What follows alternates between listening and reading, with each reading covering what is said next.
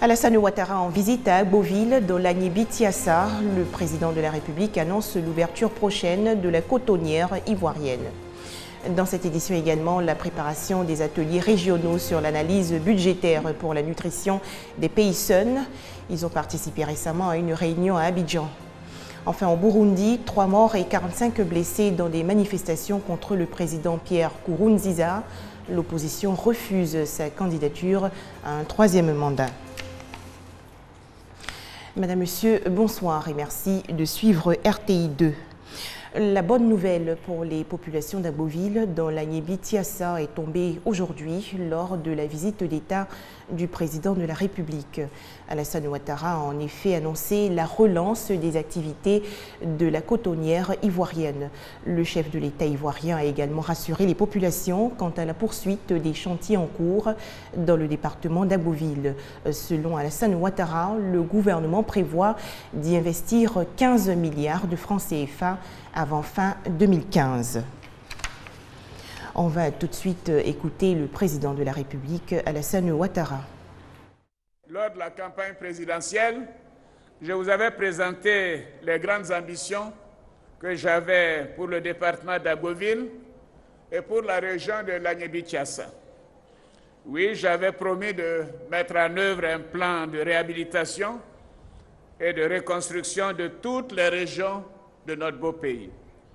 Ce plan est en cours de réalisation.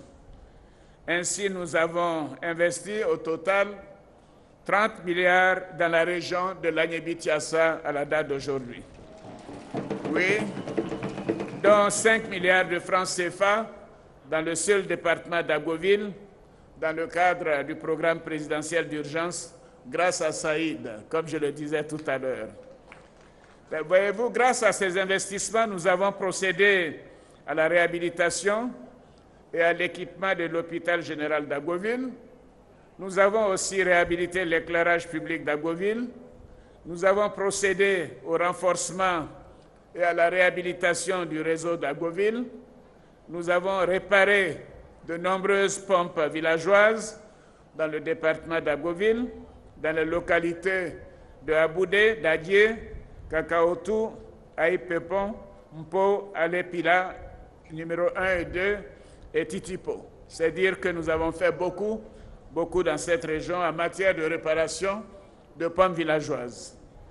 Nous avons construit 256 classes primaires et 2 collèges à base 3, soit 24 salles de classe.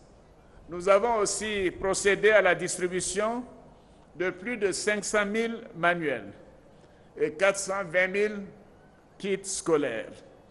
Et enfin, nous avons procédé au bitumage de la voirie d'Agboville, une partie, et aux travaux de reprofilage dans le département. Chers frères, chères sœurs, on pourrait dire que nous avons beaucoup fait déjà pour Agboville. Mais je puis vous assurer que nous n'allons pas nous arrêter là. Oui, nous allons poursuivre ces chantiers dans les mois et les années à venir, car nous continuons d'avoir de grands projets pour le développement d'Agboville et de l'Agné-Bitsiassa. Autre actualité à présent, la malnutrition au cœur des préoccupations des pays SUN. 12 pays dont la Côte d'Ivoire essaie d'apporter des solutions durables afin d'améliorer la nutrition de leur population. Ils ont participé à un atelier les 27 et 28 avril dernier à Abidjan. Les travaux ont porté sur le suivi des allocations budgétaires pour la nutrition des populations des pays membres. 12% de la population mondiale souffre de malnutrition selon la FAO, l'agence de l'ONU pour l'alimentation et l'agriculture.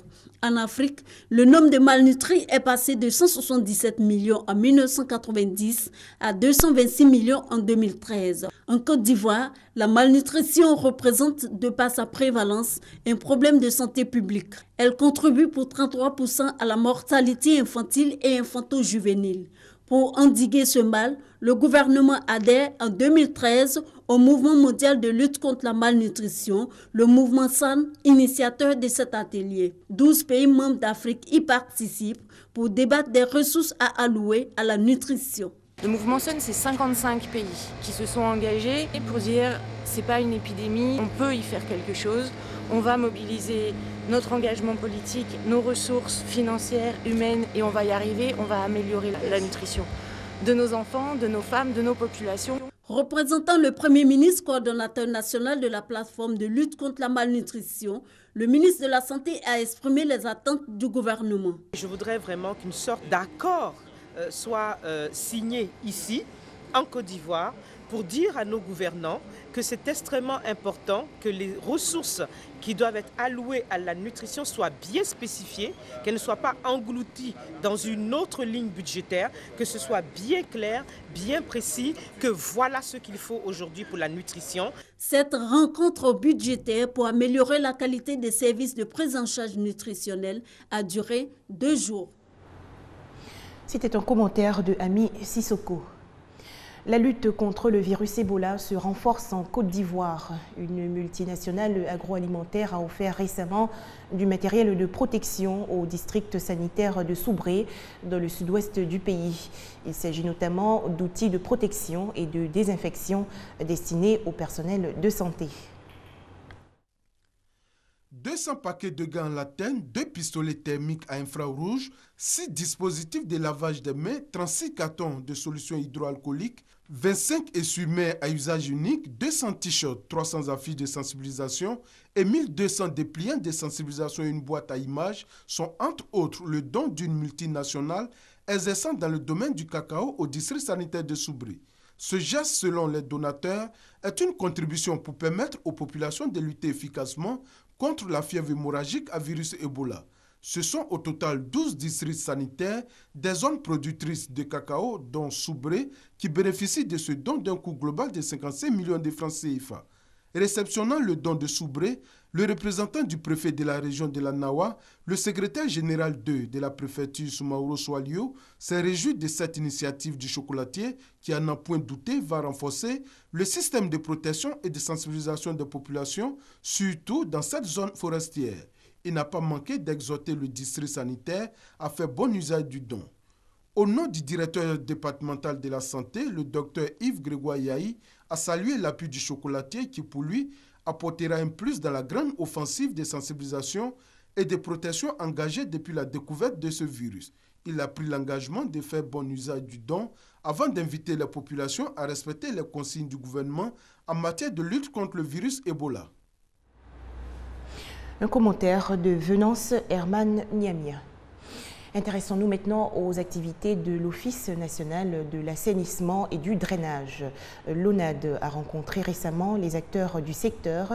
Il s'agissait de leur présenter la stratégie en vigueur pour gérer efficacement les installations d'assainissement non collectif. L'assainissement non collectif ou assainissement autonome est le traitement des eaux usées domestiques sans les égouts. Il est très répandu sur le territoire national à l'exception du district d'Abidjan. 95% de la population nationale, soit plus de 21 500 000 habitants, pratiquent ce type d'assainissement. Conscient des enjeux de ce secteur, l'Office national de l'assainissement et du drainage, ONAD, a initié cette rencontre en vue de mieux outiller les opérateurs sur son usage au risque de se voir retirer leur agrément en cas de manquement. L'Office a procédé d'aménager des stations de dépôt de ces boues, mais en même temps de leur proposer un cahier de charges qu'ils doivent rigoureusement respecter dorénavant. Et comme l'a dit le directeur de cabinet, naturellement celui qui ne le ferait pas après nos échanges se verra retirer son agrément. Le directeur de cabinet du ministère de la Construction, du Logement, de l'Assainissement et de l'Urbanisme a appelé à la professionnalisation du secteur. Il s'est réjoui de la présence de grandes institutions. Avec l'assistance de l'ensemble des partenaires au développement, vous avez pu noter la présence de la BAD, la présence de l'Union européenne, la présence de l'Agence française de développement et les collectivités territoriales et même la présence aussi de pays tels que le Sénégal qui ont une expérience, j'allais dire, de plus d'une quinzaine d'années dans la professionnalisation des acteurs en question. Donc c'est un partage d'expérience. La production nationale annuelle de boues de vidange est estimée à 2 millions de mètres cubes. On faisait le point avec Abou Sanogo. En Guinée-Conakry, l'opposition ne baisse pas les bras. Elle a organisé aujourd'hui une manifestation pour contester le calendrier électoral. Les forces de l'ordre guinéennes se sont déployées en masse pour empêcher cette mobilisation. Elles se sont même affrontées aux manifestants dans certains quartiers. Des manifestations également au Burundi. L'opposition proteste plutôt contre la candidature du chef de l'État, Pierre Nkurunziza, à un troisième mandat. 3 manifestants ont été tués par balle à Bujumbura, la capitale. On dénombre aussi 45 blessés selon la Croix-Rouge. Les affrontements se poursuivent au Burundi. Au moins 2 manifestants ont été tués par balle lundi par la police.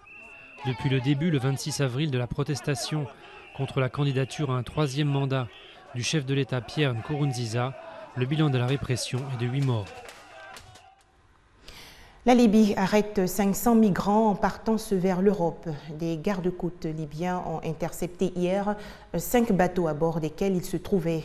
Ils tentaient de traverser la Méditerranée pour rejoindre l'Europe. On écoute quelques réactions. Nous avons appris qu'il y avait une tentative de migrants illégaux d'aller en Europe. Donc nous avons enquêté à partir de cette information et envoyé une patrouille de Misrata. Cette patrouille a arrêté 5 bateaux totalement remplis de migrants. Leur nombre approche les 500 personnes. Je viens du Nigeria et je vais en Europe pour ma famille, vous comprenez? Ma famille et moi, on souffre trop. Nous sommes très pauvres. Nous n'avons rien à manger, rien du tout. Donc, ce n'est pas un crime pour moi de risquer ma vie pour ma famille, pour une bonne vie.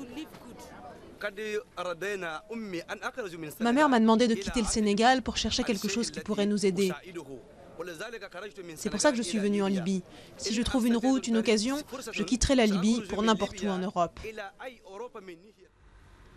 En France, le leader historique de l'extrême droite, sanctionné selon un communiqué du Front National, Jean-Marie Le Pen, a été suspendu de son statut d'adhérent. Il a été jugé aujourd'hui par ses pairs pour de nouveaux dérapages. Et c'est la fin de cette édition. Très bonne soirée à tous sur RTI2.